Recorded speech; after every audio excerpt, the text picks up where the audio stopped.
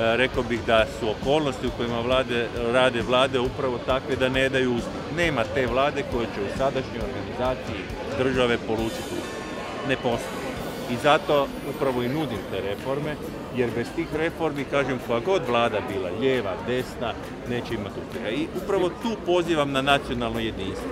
Ne pozivam na nacionalno jedinstvo apstraktno, kao što govorimo, a protukandidatkinja, budimo jedinstveni. Oko čega?